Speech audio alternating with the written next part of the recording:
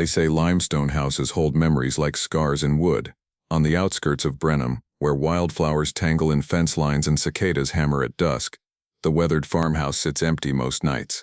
But last summer, 12-year-old Rosie found herself in that lonely place, wearing her father's old denim jacket while her parents drove into town for supplies.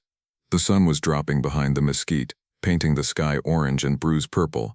The air smelled of hot concrete, hay from a neighbor's barn, and a trace of diesel. Inside, the house felt cavernous, its limestone walls absorbing the hush, as if breathing out a slow, ancient sigh that settled over the floors and beneath the beams. Rosie turned the knob of the front door before her parents pulled away, a promise of light and dinner waiting in Brenham.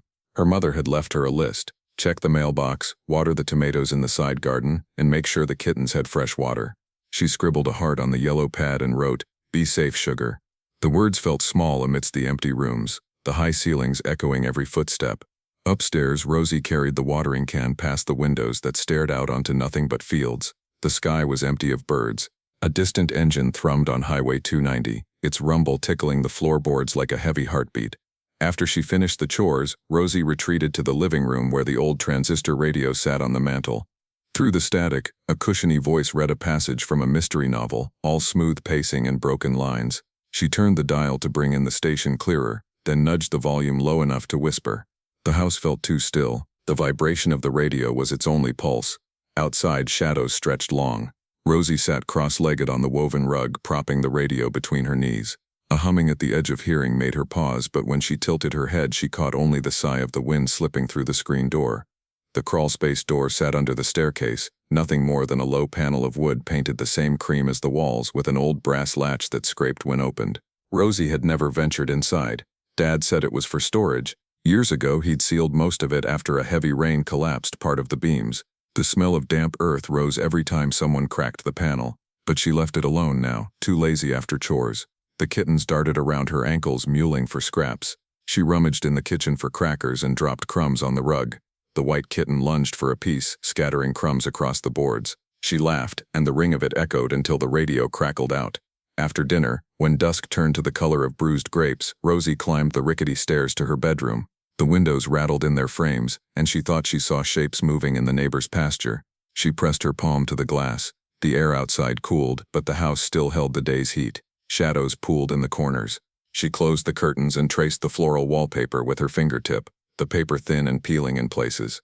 Her flashlight sat on the nightstand, its beam fresh and sharp. She clicked it on. It illuminated specks or dust or something else rising like waves. She blinked, and the motes drifted back into the gloom, leaving her alone. Half an hour later, a scratch whispered through the ceiling overhead. Rosie froze, flashlight above her head, its cone slicing the dark. The kittens in her doorway arched their backs and hissed. She swallowed. The scratch came again, lighter this time, like the scuff of a shoe on wood. She set the flashlight on her bed and stood, knees stiff. The house settled as if inhaling. Through the cracked door she heard the hum of her parents' car engine fading down the gravel lane. Her pulse raced. She touched the wall for balance, feeling the cool limestone beneath her palm. She told herself it was a branch brushing the eaves. The farmhouse seemed old enough to make noises on its own. The scratch turned into a sigh, faint but distinct. It crawled down the hallway. Rosie's breath hitched. She moved toward the stairs, each footstep coaxing a groan from the boards. The kittens darted past, their fur raised. She stopped at the top of the stairs and listened. No wind, no crickets in the night, only a low shuddering exhale that sounded almost like a voice drawing a breath. Rosie swallowed and crept to her door, pried it open and stepped into the hall. Her flashlight trembled in her hand. She clicked the dimmer setting and pointed the light down the stairs. Dust motes floated in the glow. The bottom stair looked hollow, as if someone had scooped out the earth beneath it. It was when she reached the landing that she heard it clearly, her name, soft and lonesome, carved from air. "Rosie," the voice whispered. She froze, tears stinging. It sounded like her sister beneath the floorboards, but she had no sister. The house was empty of children besides herself. She forced a swallow and whispered back, "Mom? Dad?" Her voice cracked. No answer. The single bulb in the hallway flickered, plunging her into darkness for a heartbeat. She steadied herself, clicked her flashlight higher, and pointed it at the panel door under the stairs. The brass latch glinted. A fresh scratch had marked the wood, a shallow gouge that looked like a half-formed letter. Rosie's hand trembled as she reached for the latch. The kittens circled her feet. She lifted the panel and peered inside. Beneath the floor was a narrow stairway carved into earth and timber. The smell of wet dirt rose like a lungful of cold. She clicked the flashlight and stepped down. The beam jittered against the wall. Wooden beams held up the floorboards above, old and splintered. She bent and squinted. Footprints were pressed into the swampy ground, small and childlike. They led down the stairs and trailed into deeper shadow. A second later came another whisper, urgent and cold. "Rosie." She sucked in her breath, dropped the panel and stumbled back against the staircase. Heart rattling inside her ribs, Rosie edged away and tripped over one of her sandals. She landed on her knees, the flashlight skittering across the floor. Its beam danced on the wall, revealing the footprints again for an instant before blinking out. She scrambled for it. In the dark, her fingers found the switch. The beam returned. She shone it on the stairs one more time but saw nothing moving. The footprints had stopped at the bottom, as if whoever or whatever had been down there had vanished into the earth. Rosie stood slowly. Her legs wobbled. She forced her trembling hand to sweep the beam across the floorboards overhead. Something was up there. The boards pinched together at a narrow gap aligned over her head. Gathering her courage, Rosie crept back to the crawl space. She paused at the threshold and inhaled the scent of moss, rot, and stale air. Below, water seeped between stones. Her boots splashed. She clicked her flashlight and stepped down. The beam cut a tunnel in the dark. One by one, she descended 7 steps, her hand trailing along the rough boards. Somewhere behind her, the house hummed. She reached the last step and was on level ground. Mud stuck to her shoes. She knelt to examine the prints. They were too small for her. Fingers splayed in the soft earth, nails digging in. She traced one print with her fingertip and heard a tiny sigh from the darkness. Rosie turned quickly and aimed her flashlight into the black. The beam caught something faint, a child's doll, half buried in mud, its glassy eye reflecting light like a distant star. She swallowed, remembering the agreement never to touch things down here. But the doll lay just inches away. She leaned forward, fingertips grazing its tattered dress. The second she touched the cloth, a sound like dry branches snapping rose from behind her. She jerked back, stumbling a step, heart slamming. The doll's head rolled toward her, swiveling on a rusty nail. Its eye glinted. A whisper floated up from the far wall. "Will you stay with me?" Rosie screamed. The beam wavered as she scrambled upright. She ran up the stairs 2 steps at a time, dust and mud spraying behind her. At the top, she yanked the panel closed and latched it, her fingers trembling. She leaned against the door, breath ragged. The kittens mewled upstairs. She pressed her palm flat over the latch. The breathing, a low inhalation and exhalation, rattled behind the panel like a throat preparing to speak. Rosie yanked the old brass knob. It did not budge.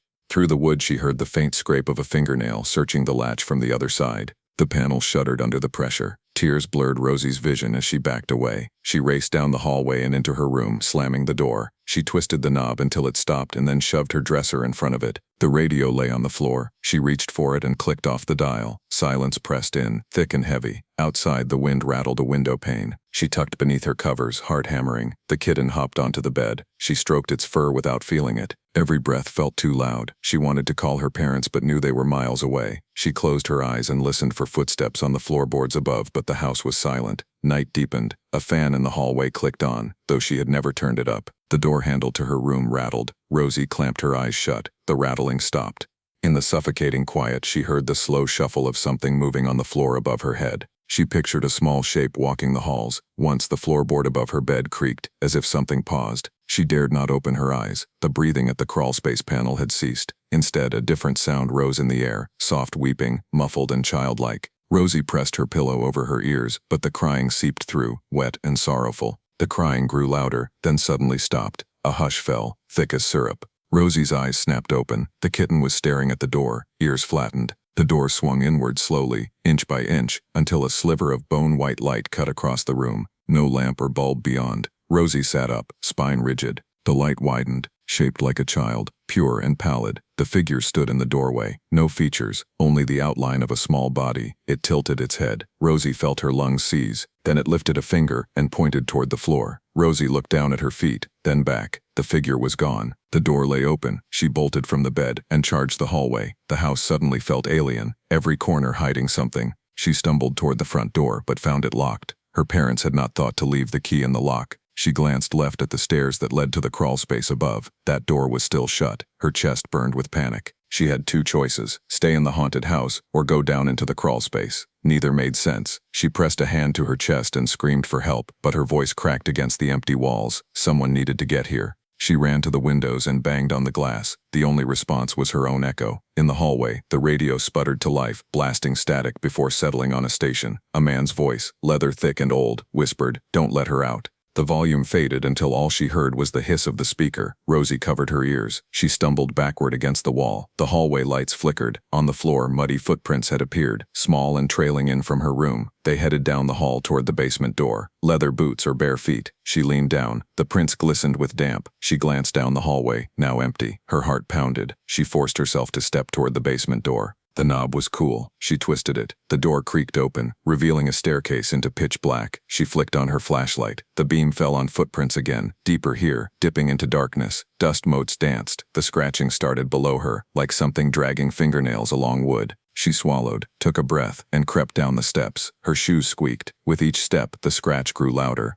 At the bottom, she swept the beam across the wall to reveal hundreds of scratches, carved into the stone like a child's tally marks. She counted 50, then 60. They ended near a low tunnel, disappearing into nothing. Rosie pressed forward, breathing sharp. The floor angled underfoot, stones slick with moisture. She followed the marks until the tunnel opened onto a vast chamber, its walls uneven. Her flashlight flickered. She glanced over her shoulder. No ladder, no staircase. She was alone in the bowels of the earth. On the far wall, a shape crouched, small, hunched, its back to her. The breathing she had heard all night radiated from it, a hungry sigh. She swallowed and called, "Who's there?" No answer. She clicked the button again. The beam steadied. The figure turned. It had no eyes, only empty sockets dripping dark fluid. Its mouth stretched into a grin too wide for its face. Rosie's scream fractured the darkness. Everything happened at once. The figure lunged, its jaw snapping forward with a crack like branches breaking in a storm. Rosie flung her flashlight. The beam soared across the chamber before spinning out. She scrambled back, hands scrambling on wet stone. She crammed her fingers into the scratch marks on the wall and pushed forward, arms burning. She surged into the tunnel, stumbling, scraping knees raw. Behind her, the thing's screams echoed, a sound that she felt through her bones.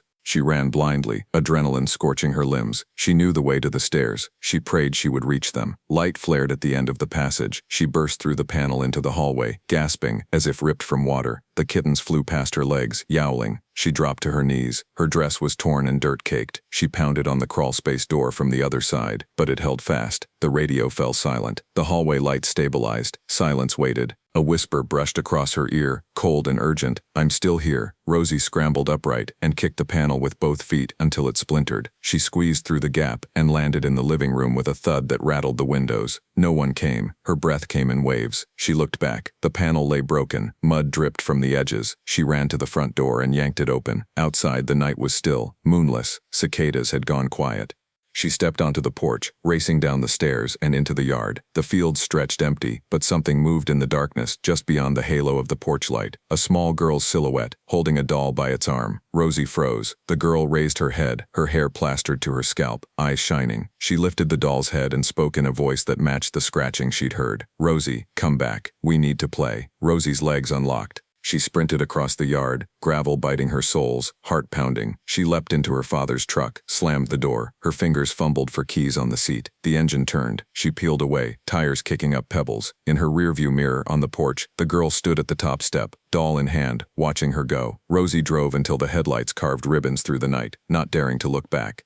By the time she reached Brenham's single blinking stoplight, her breath had stilled and her mind numbed. She found her parents' car in the parking lot and flung open a door, collapsing into the hush inside. They turned, startled. She babbled words that made no sense before her breath hitched. Her mother reached for her. In the street lamp glow, drivers passed with faces anonymous behind windshields. The old farmhouse vanished in her rear view, but Rosie knew it was there, waiting. The next morning, her parents drove her back to the farmhouse. The sun stood low in the sky, smoky and dull. They found the front door swinging, the panel broken, and footprints leading from the crawl space to the porch. The neighbor who stopped to watch called it mischief, a prank. The prints in the dirt matched a child's shoe size, small. No one had any children who stayed after dark. Rosie said nothing. She walked through the house. The kittens scurried out of corners. The hall smelled of damp earth, and something else she could not name. She stared at the ceiling and listened, but no voice answered. They boarded up the crawl space again, sealing it with fresh boards and nails. Rosie watched her father hammer, each blow echoing. She thought she saw movement behind the boards, a tiny fist tapping from within, but the boards lay firm by the time he shut the last nail. They drove away, the field slipping past. Brenham came back into view, the town waking with morning traffic. Her mother reached for her hand. Rosie looked out the window. In the distance, across the fields, the farmhouse stood silent. But she knew what lay below, a chamber counted with 50 scratch marks, a creature with a grin wide enough to swallow a child's soul, and a promise whispered in the dark. "I'm still here." Rosie never spoke of the basement again. She left Brenham for college, then moved farther away, chasing city lights and busy streets. But the memory of the limestone walls and the stifled moans underfoot never faded. She learned to sleep with her back against the headboard, flashlight by her pillow. Rainstorms used to ease her mind, but now the drip of water through the eaves reminds her of the sound of the doll's head rolling in the mud. At night her phone screen illuminates her face. She resists looking up at shadows on her ceiling. In her dreams she is always back in that crawl space, the air thick, the whispers tight against her ear. Last summer, Rosie received a postcard with no return address, just a smudge of brown ink and a single word scrawled across the front, Rosie. On the back, nothing but smears where an eraser had tried to remove more words. She held it aloft, her heart sliding into her throat. The past had found her. She stared at the envelope's corner where the stamp should have been, but only felt the pulse at her wrist. That night, her lights flickered. From beneath her bed, she heard the slow scrape of fingernails along wood. She did not call out. She did not move. The scratching grew louder, and a voice as soft as moonlight whispered, Rosie, one syllable pulling her back into that dark place where some things cannot be unlived. Even now, years later, when Rosie visits home, she still checks the floorboards at twilight. She hears the echoes of her name curling through the rafters. They say the crawl space waits, hungry for the next small feet to wander in. And sometimes, on a long, quiet night, if you stand outside that old limestone house, you can hear faint scratching, like nails down a dusty board. You might even hear whispers calling your name, but don't answer. Don't ever go down there, because some voices aren't there to guide you. They're there to never let you go. I had never been superstitious, but when I agreed to house sit for the Hendersons in their old Dallas bungalow, I felt a subtle shiver settle in my bones. The house stood on the edge of town, its neat brick facade cracked by decades of sun and shifting soil. Around it, ragged clumps of mesquite and juniper cast twisted shadows in the porch light. They'd warned me about the basement, a sealed brick wall they said had been built over the entrance sometime after Prohibition, a relic of another owner's strange obsession. Nobody had used those stairs in nearly 100 years, and the metal door at the bottom was welded shut. I told myself it was just local legend, something to amuse weekend visitors. I was 32 and practical, a junior reporter covering boring city council meetings. Ghost stories didn't fit into my world. That first night I unpacked my laptop and a couple of novels, told myself I'd get some writing done. I turned off the porch light, sealed the front door, and flicked on a lamp in the living room. The Hendersons would return Tuesday morning. By then I'd have a clean house, some leftover lasagna in the fridge, and maybe a few good anecdotes about the neighborhood stray cats. Around midnight I heard the distant bark of a dog, maybe a coyote. The air was still, warm enough to smell the faint hint of gasoline from the closed-off gas station 2 blocks over, the one with its blinking neon sign half dead. Cicadas droned somewhere beyond the chain-link fence. I curled up on the sofa and read a chapter before fatigue crept up. At exactly 3:07 a.m. my phone buzzed with the time. I shifted, blinked at the ceiling. Then I heard it, a low metallic groan like iron scraping against stone. It came from below. My heart jolted. I paused, listening. The groan repeated, a single long note that faded into silence. I sat up, every nerve alert. The basement hatch in the dining room lay flush with the floor, its brass handle dulled. I stood and crossed to it, each floorboard creaking under my weight. My hand hovered above the handle, but I refrained from opening it. What logic could explain a sealed hatch moving? The Hendersons had sent a contractor's photo of the walled-up entry. My phone still showed 3:07. I told myself it was the heat, the house settling into the cool of night. I went back to the sofa, hugged my knees and stared at a muted TV. My pulse thudded like a trap closing. 20 minutes later I heard it again, a soft scrape, then the thud of something heavy sliding. I bolted upright. The living room seemed normal, faint moonlight filtering through lace curtains. I crossed silently to the stairwell that led to the dining room, each step calculated. The hatch lay open. Air rushed upward, carrying a chill deeper than the night air outside. My skin prickled. I peered down, eyes straining in darkness that seemed to swallow my gaze. The light from the hall lamp didn't reach the first 3 steps. I could just make out the metal door, now slightly ajar, the lock plate warped as if forced. No breeze could have pushed it. No human could have navigated that tight old stairwell without disturbing the floorboards above. I swallowed hard and ducked down, one hand on the railing, the other gripping my phone as a makeshift flashlight. I clicked on the torch, the beam trembling. The steps were uneven stone, slick with damp. My light caught the metal door's edge. It stood open maybe 3 inches. A coarse handprint marked its surface, streaked with rust or something darker. I placed my palm against it, icy. My breath came fast. I heard footsteps below, slow pacing, step, pause, echoing off stone walls. They moved away, then back, as though someone circled inside a locked cage. I swallowed my fear and called out, "Hello? Anyone there?" Silence. But the footsteps stopped. My stomach churned. Something in that silence felt alive, waiting. "Who's there?" I tried again, voice cracking. A low keening sound rose, half moan, half wind. I stumbled back, nearly losing my footing. The door slammed shut with a clang that rattled the entire house. I tumbled down the remaining steps, landing on my side, chest heaving. My phone skidded across the floor, torch still on, illuminating nothing but bare stone. I scrambled upstairs, heart pounding so loud I thought the walls would shake. My adrenaline blurred everything. I slammed the hatch closed, wedged a chair against it and backed away, breath ragged. I crouched in the corner of the dining room for the rest of the night.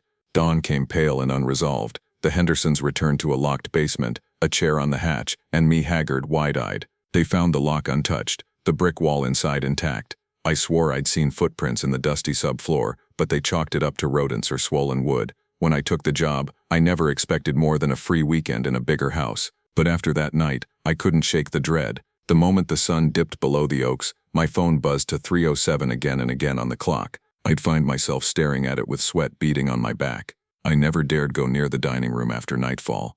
A week later I returned with a video crew, determined to debunk the noise. I set cameras around the hatch, in the stairwell, even one in the living room pointed at the Victorian-era rug that covered the center floor.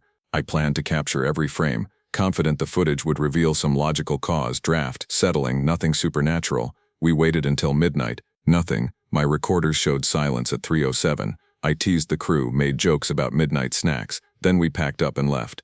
I watched the playback that evening. The cameras rolled through darkness, the basement hatch sealed, the dog barking outside. Then at 3:07 a.m., the second camera caught it, a whisper of movement, as if a breeze swept under the door. Then the hatch trembled on its hinges, metal screeched. The camera's infrared glow revealed only a shifting shadow, no form, no human figure. Then the camera snapped off. My heart caught in my throat. My coworker leaned closer. He said he'd stay the next night. He brought his own gear, cables, generators. I couldn't talk him out of it. He said science could explain everything. We set up mics in the basement, motion sensors, pressure plates on the stairs. I watched monitors with him, adrenaline and coffee. Midnight passed, 1 a.m., 2 a.m. We joked about cheap thrills. Then at 3:07 a.m., the first camera died, cut to static. The second camera showed the hatch rising on its own, graying light spilling down. The pressure plate registered heavy footsteps trod slowly, then reversed. The motion sensor kicked on, just a blur of gray. Then the metal door slammed shut. The doorbell rang 3 times in rapid succession, though the doorbell was wired to a different circuit and none of us dared approach the porch. My coworker reached for the mic, asked, "Who's there?" A voice rasped, "Why have you come?" The feed cut. The monitors blinked off. My coworker bolted upright, pale. He whispered, "We have to go." I nodded, too stunned to speak. We packed gear in the dark, stumbling over cables, terror draining our bravado. When morning came, the cameras lay smashed, each lens cracked as if something had stuck its claw through. I quit the paper soon after. I couldn't write about city council anymore. The basement had a grip on me, a promise of returning shadows. The Hendersons sold the house months later to a film student who loved its vintage charm. I heard he left halfway through his first night, muttering curses about noises under the floor. He boarded up the dining room hatch with plywood and duct tape. Nobody's lived there since. Some nights I drive past the bungalow on my way home, headlights illuminating the empty yard. I see nothing but sagging windows and a curtain that refuses to stay tied. My clock still jumps to 3:07 when I'm half asleep. Sometimes I wake and swear I hear footsteps pacing outside my bedroom door. No one's ever tried to hurt me, but I feel watched. I feel pursued by something ancient and hungry.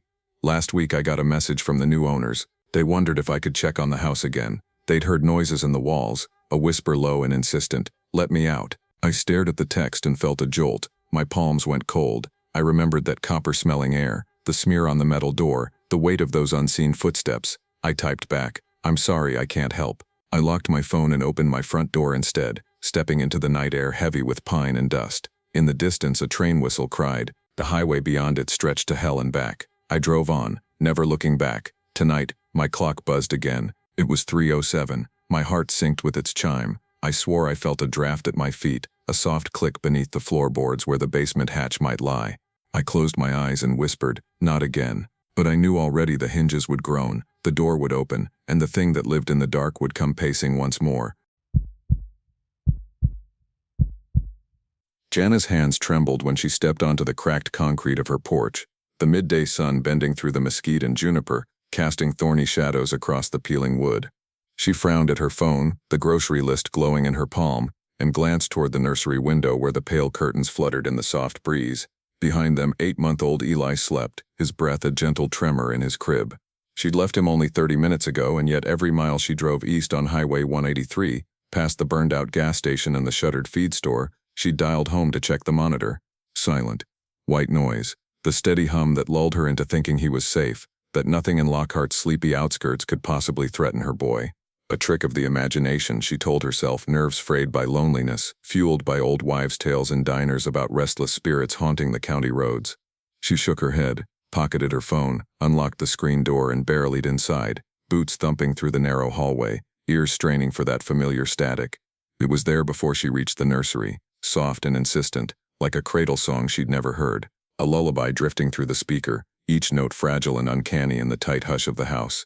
Jana froze, blood thudding in her temples, the echo of her own pulse loud against the calibrated buzz of the monitor. That tune belonged nowhere in her world. She had never sung to him. Her mother's voice had echoed in her head only yesterday, singing in broken German about distant fields, and that was lullaby enough. Her chest tightened as the song wound its way through the speaker again, a cold thread pulling at her spine. She threw herself down the hallway, hands fumbling with the handle, but the nursery door was locked from the inside. The latch clicked stubbornly against the frame. Jana's heart lurched, breath rasping in her throat. She yanked at the doorknob and it didn't budge. The monitor speaker hissed, repeating the soft melody, the same words sung low and unearthly. She pressed her ear to the door and heard a coo, like Eli, but the timbre was wrong, wounded, distant. Jana reeled backward, pain flaring across her chest, somewhere between terror and grief. She backed into the hallway light, the bulb overhead swinging lightly on its chain, though the wind had died. Overhead the attic vents clanged in protest. She dropped to her knees, placing her palm flat against the wood, skin prickling where she touched it. "Eli," she whispered, voice cracking. The monitor stuttered, crackled, then the voice inside warbled, and the lullaby resumed more clearly, more insistently. Another click, like the winding of an old music box. Jana scooched along the wall, searching for the slide bolt, yanked it free. The door swung inward on silent hinges. She spun, light from the window flooding the room, illuminating the crib in one dreadful beam. The monitor lay on the floor by the newborn mattress, its screen alive with static and the word baby flickering. The soothing white noise was gone. Now only that song on loop, its melody crawling through the air. Jana's lips parted, throat raw. She pivoted toward the crib. Sheets rustled. A small shape shifted beneath the pale yellow blanket. Relief surged through her, fouled immediately by the sight of the tiny fist that pulled at the covers. She exhaled one breath too soon. The shape rose slowly. Little Eli sat upright, his eyes closed, body swaying to the rhythm of the lullaby. His face was creamy, serene, but the head rocked with an eerie grace that no infant could muster. Jana slammed into the wall, mind reeling, tears blistering behind her eyelids. "Eli," she said again, voice low, pleading.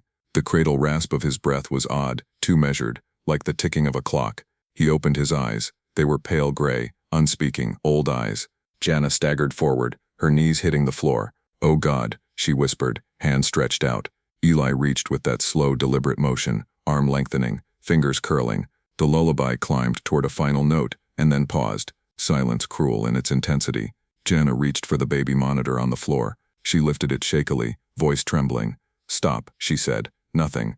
The screen flickered once. The latch on her hand tightened. She looked down to see that he held one of her fingers, cold, unmoving. Pain like ice shot through her palm. "Eli," she whimpered, but his grip loosened. He tilted his head, listening, and the lullaby started again, softer, distant, as if sung from far away. Jana scrambled backward, dropping the monitor. It crashed into the hardwood, shattering its plastic skin, wires spilling like entrails. She lunged for the crib, ripping off the blanket to find it empty. She blinked at the smooth mattress, quilt imprinted with bears and moons, undisturbed. The open nursery window beckoned, gauzy curtains flapping in the sudden breeze. She swung around, and there, perched on the windowsill, was her son. He balanced with perfect stillness, the sun catching the fine down of his hair, making it glow. Jana stood, legs shaking, every muscle screaming. She called to him, voice bright and broken. Eli's body stiffened as he turned toward her, backlit by afternoon light. His features sharpened into something unfamiliar, too angular, too precise, as though carved from alabaster. He lifted both arms, beckoning. Jana closed the distance in 2 frantic strides, grabbed him as he began to slip. There was no struggle, only the ethereal whisper of fabric as she swept him into her arms. His body was limp, weightless, as if he weighed nothing. Inside his face, eyes closed, a slow, contented sigh. Jana pressed him to her chest, adrenaline hammering. "Eli," she cried, the world tilting around her. She turned to slam the window shut and bar it, but froze at the sight of footprints in the soft earth beneath. Tiny prints, just like a baby's, looping from the porch to the window pad, unearthed by the breeze. She blinked down at them, cold dread pooling in her gut. Every print dipped into the grass, then stopped, no return marks. Jana sank to the floor, clutching her son. He stirred, blinking open eyes that were his own again, dark brown, curious, innocent. She stroked his cheek, her hand slick with sweat. He reached up and touched her face. In his palm, a single bead of blood glowed. Jana gasped, eyes wide. She dropped him against her hip, grabbing a blanket from the rocking chair. She wrapped him, rocking in a circle until his limbs relaxed, trusting again. She whispered reassurances, unable to form coherent thoughts. The house moaned around them, the floorboards, the wind through the attic vents, the distant hum of the highway. She rocked until the sun dipped low, gauzy dusk flooding the windows, and she realized the lullaby persisted in her mind, soft notes threading through her thoughts. She climbed from the rocking chair, still swaying, cradling Eli. She crossed to the monitor on the floor, picked up the mangled device, saw the tiny speaker still lit with static. Then the melody began again, so faint she wondered if it was in her head. She dropped the monitor, backed away. The song swelled, drifting from everywhere and nowhere, the words indistinct but aching with longing. Jana pressed her shaking hand to her ear, and the tune sharpened, a mother's lullaby in a language she almost recognized, one she never learned. Her breath hitched. She dropped to her knees beside the crib. Inside the mattress crease she saw a scrap of paper folded into a triangle. She picked it up, fingers shaking, unfolded it. In looping script, one line, "Your lullaby still lives here."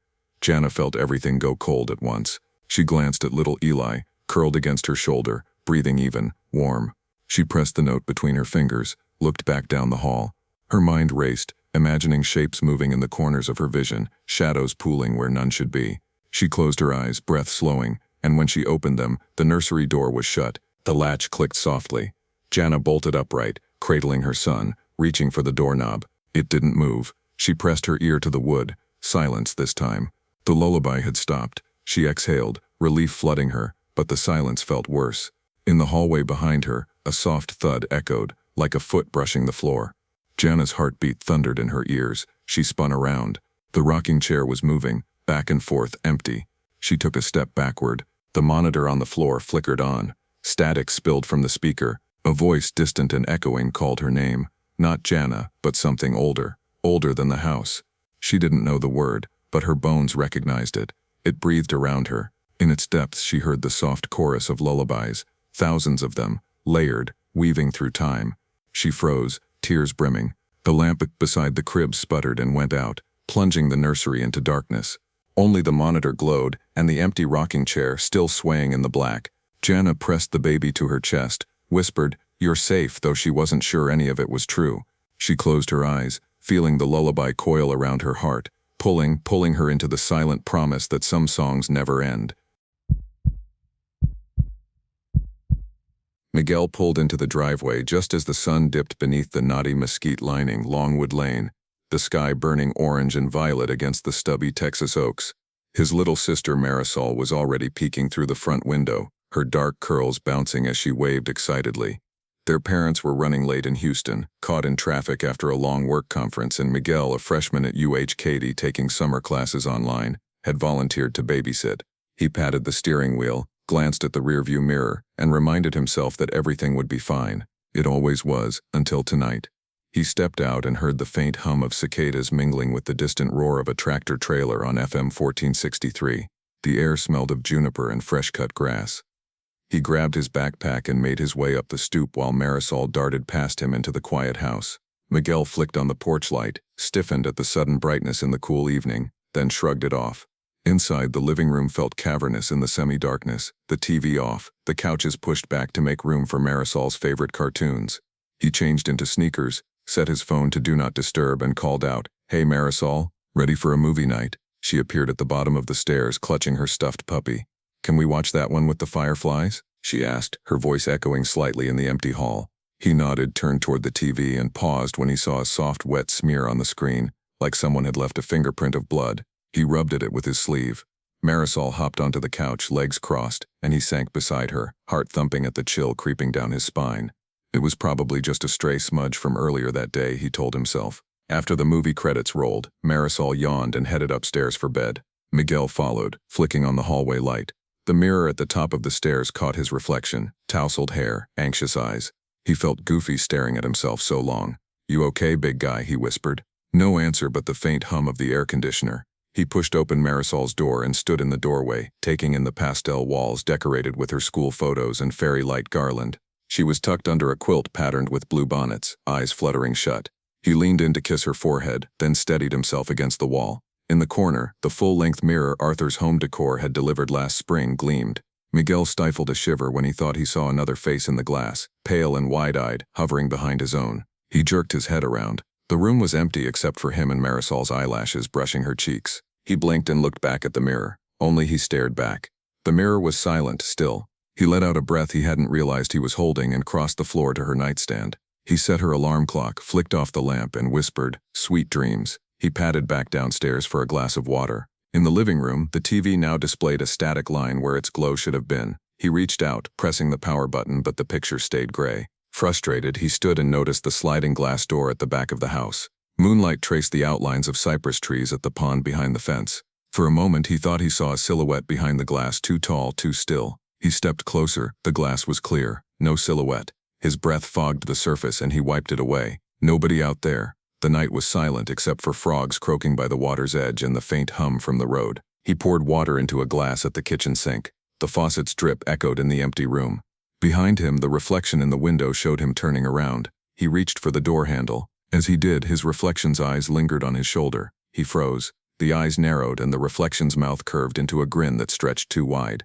Realizing the mirror image mouthed no words, his pulse thundered in his ears. He spun around. Nobody. But when he turned back to the window, the grin had vanished. He nearly dropped the glass. "Am I losing it?" he muttered, clutching the countertop. He chugged the water and set the glass down with a crack.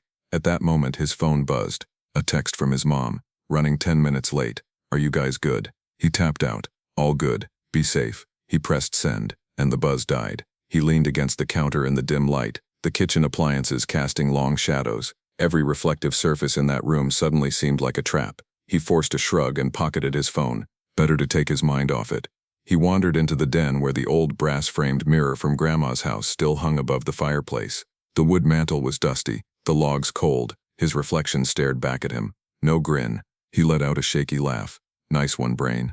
Then he noticed something. The reflection's hand rested on the mantel, fingers splayed, but his real hand hung at his side. He raised his hand. The reflection did not. His chest tightened. He looked away.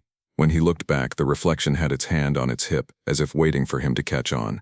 He slapped the glass with his palm. The noise snapped the image back into alignment. He staggered back. He felt the hairs on his neck prickling. Something was here with him, packing the house with dread. He tiptoed through the den to the front door. Maybe stepping outside would clear his head. The air was warm, thick with the scent of damp earth and mesquite smoke from a neighbor's backyard grill. A cool breeze stirred the leaves. He took a slow breath and exhaled. Behind him, the foyer lantern swung slightly, though no one had touched it. He glanced at the entry mirror. The hallway light glowed, and the reflection behind him filled the frame, bright eyes loitering just over his shoulder. He whirled. Empty hall. That grin again. He ran his hand through his hair, cursed under his breath and darted back in. He slammed the door and locked it. His breath came fast and sweat beaded on his brow. He needed a plan. He flicked on the hall light and headed to Marisol's room.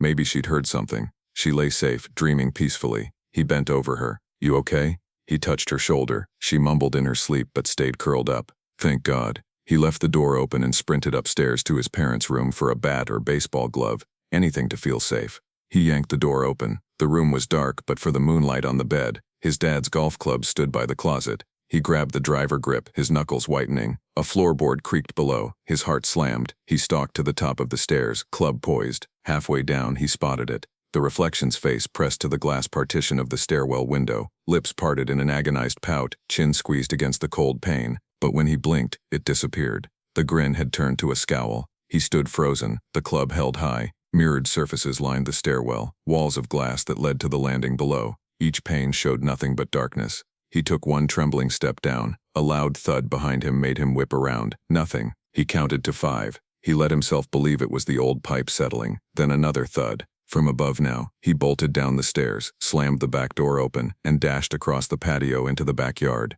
The crickets sang, a distant train horn wailed, and the water in the pond rippled. He ran to the fence gate, yanked it open, and was halfway through when something grabbed his ankle. He screamed and fell. The grass was cold and slick. He twisted, trying to kick free, but his foot slid out. He scrambled to his knees and looked back. The reflection crouched between the shuttered windows of the house, pale face luminous in the moonlight, grinning wide, eyes black as oil. Then it flickered and sank into the siding. He scrambled up, flew through the gate, and sprinted to the street. His heart thundered as he sprinted under the street lamp, the uneven asphalt under his sneakers, the cracked signs for no outlet, and speed limit 30 rolling past. He kept running toward the highway.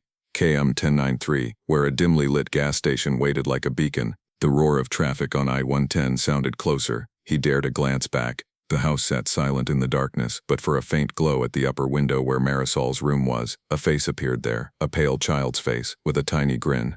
He clenched his fists and ran faster, high-pitched fear echoing in his ears, until he burst onto the shoulder of the highway. A trucker slowed his rig, called out, "Hey, you lost kid." Miguel pounded on the door. The driver opened it, flashlight trained on him. His eyes darted back to the suburban neighborhood swallowed in night. He stammered, "Please, they're in there, my sister."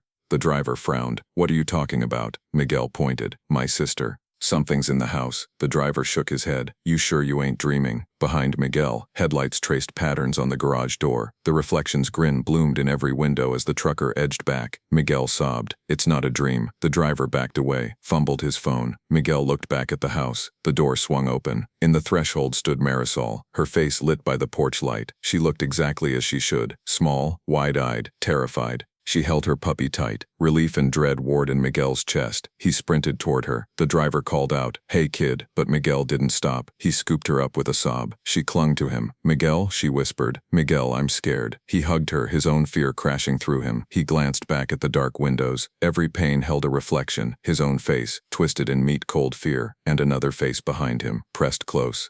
He spun, brandishing the golf club, but the reflection in the glass was already gone. Night wrapped around them like a blade. The driver called again, voice wavering, "You okay?" Miguel didn't answer. He kept his eyes on the house as the truck's headlights faded. Behind them, the silent reflection watched through the windows, shifting, grinning. Holding Marisol tight, Miguel turned toward the highway, his ears ringing, his soul hollow with dread. As they reached the pavement, he dared one last look at the house on Longwood Lane. On the topmost window, a face stared back, his own face, smiling. "She's upstairs too." I remember the night with a clarity that still makes my skin prickle. The air heavy with the scent of juniper and creosote drifting through the cracked window, the distant hum of a gravel road where tumbleweeds scuttled like restless children. 9-year-old Kara lay sprawled on the faded floral couch in her living room in Tyler, Texas, eyelids fluttering as cartoons flickered on the TV, the glow painting her face with blues and pinks. Mama thought she was fast asleep, tucked under a quilt that smelled faintly of lavender and old cotton. Anna, her 12-year-old sister, was away at band camp 200 miles north, the brass and percussion of some marching band rehearsal echoing through phone calls and postcards. Watching Kara drift off, I felt a tender ache. This was the first night Kara was truly alone in that big old house they'd moved into last spring, a bungalow built in the 20s with creaking floorboards and a narrow staircase that curved to the second story like a pale spine. I closed the door gently, slipped out to the kitchen for a glass of water, and when I returned, a sliver of moonlight showed me Kara's small form motionless on the couch, blanket bunched beneath her chin. I perched on a stool nearby and studied the shadows under the coffee table where dust motes danced in the silver beams. Everything was quiet except for the slow hiss of the window air conditioner. I could hear my own heart beating. She's safe, I told myself, and settled back to watch, determined to stay awake until she was deep in dreams. In that half-state between watching and sleeping, I thought I saw the shape of a child climb the stairs, a silhouette framed by pale light. It moved with a hesitant grace, as if testing each step, and hesitated at the top before coming down.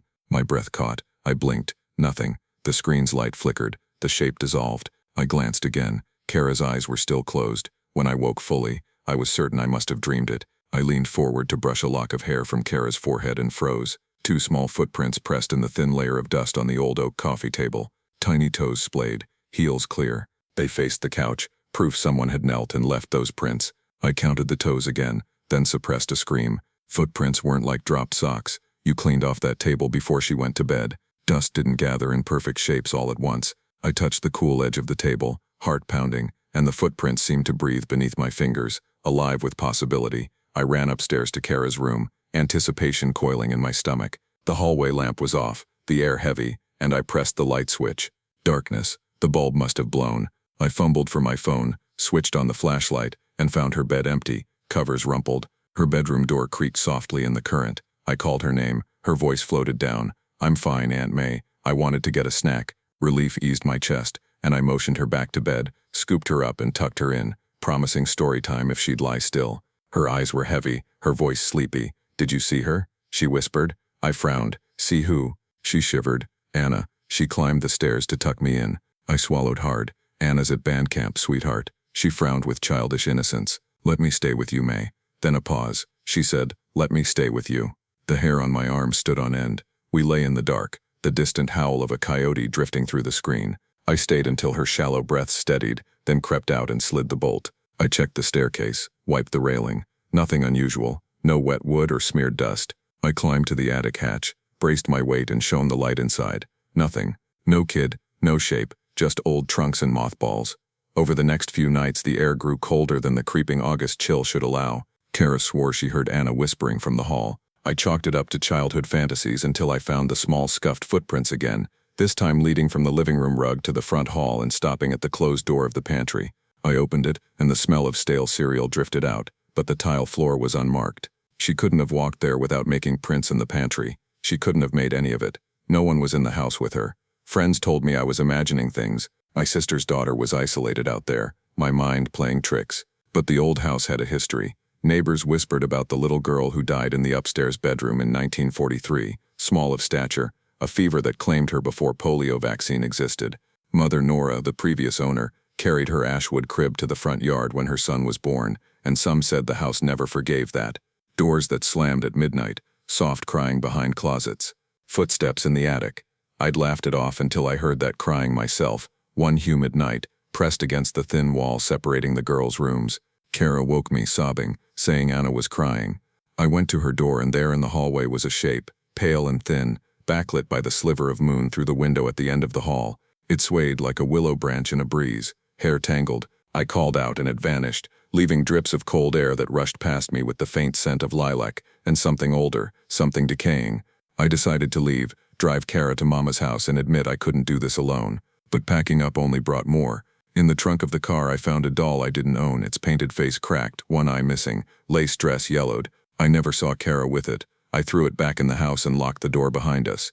That night we stayed at Mama's, until the phone rang at 2 in the morning. A soft voice like the wind through mesquite leaves, an adult voice whispering, "Let me stay with you."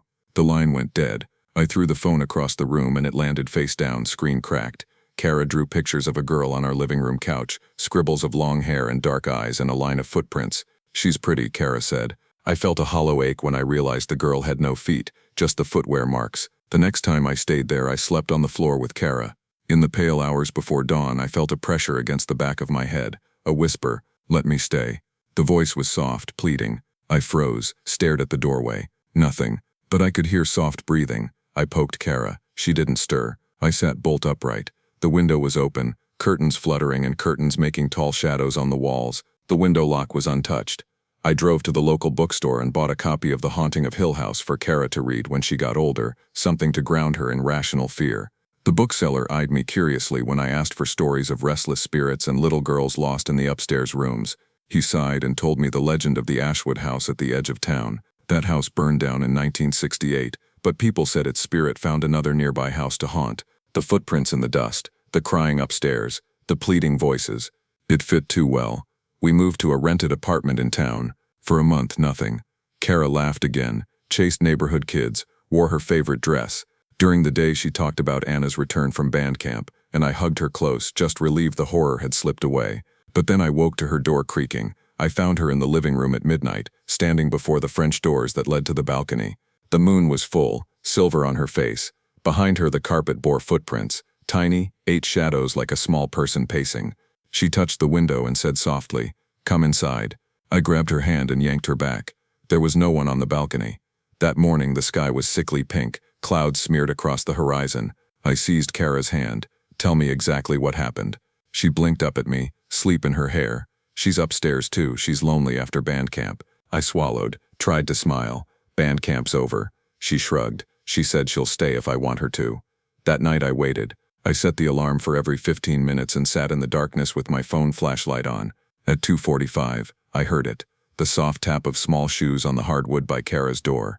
I flipped on the light. Nothing moved. I crept out and knelt by the door. The hallway stretched ahead, wallpaper yellowed with age, the far end disappearing into gloom. I heard a soft voice next door, not Kara's. Anna, calling my name, saying she missed me. The voice was distant, echoing as if from under the floorboards. I reached for the knob. My palm found cold metal. I swiveled the light along the walls. The footprints, all 8 of them, led down the hall toward the stairs and then stopped. I answered the call. Anna. No reply, just heavy breathing. I pressed my ear to the door and felt vibrations on the wood, a thudding heartbeat. I forced the door open and flicked the torch. The carpet was bare. No footprints. I scanned the hall. The heavy front door at the bottom of the stairs was ajar, a sliver of moonlight cutting across the rug, dancing. The latch was unlatched. We always locked it. I ran down, slammed it shut, locked 3 deadbolts, turned. The entire house was dead silent. The next day I sold the apartment keys, packed our few belongings into Mara's van, and headed west toward the pine forests outside Lufkin. I told Kara to choose a new room, anywhere. She picked the back of the van, with a sleeping bag and her favorite stuffed rabbit. Late that night, parked under towering pines, I heard the whisper again, soft as wind. Let me stay with you. I bolted upright. Silhouettes of trees moved in the wind outside. No face at the window. I hugged Kara tight, shaking. She rubbed my back sleepily. She's upstairs too, May. Her voice was calm, almost gentle. I stopped the van, turned off the engine, and stepped into the cool night. The woods were alive with cicadas, their chorus a blanket of sound. I took a breath, looked up at stars deep and endless. I'm sorry, I whispered. I can't let you stay. I waited. Nothing. I climbed back and lay beside Kara. The breathing returned, soft and rhythmic.